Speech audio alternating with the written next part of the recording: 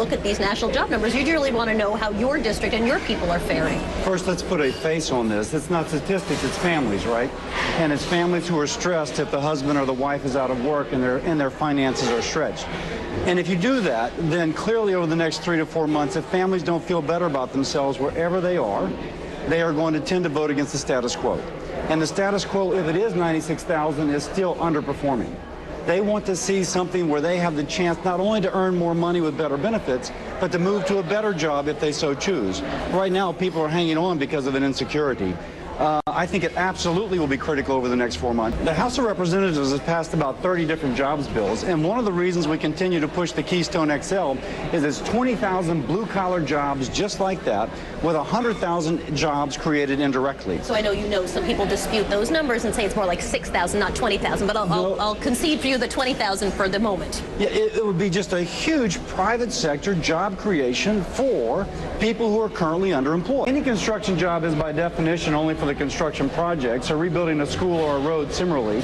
But if you do the Keystone XL, not only are you building the pipeline, but you're also expanding the petrochemical plants with permanent manufacturing jobs. Can we do both? One, absolutely, we should do that. We just passed a highway transportation bill that will put that money into infrastructure that will begin to release those dollars to states to create those roads and bridges. Republicans think that we should be a relatively low-tax state and a relatively and allow the private sector to generate economic opportunity. The president thinks no. The reason we're in trouble is that we've cut a lot of government jobs. And Republicans will respond, you can't lift yourself up by the bootstrap. If we're extracting the money from the private sector to support a public sector, eventually that can only go as far as Greece has gone so far. So there's two philosophical differences, and there's going to be some pitched battle. We need to create about 226,000 jobs roughly, I'm speaking off the top of my head, a month, to not only take care of the 125,000 entering the job market monthly, but also those who are currently unemployed or underemployed. I don't think we as Americans should live with diminished expectations.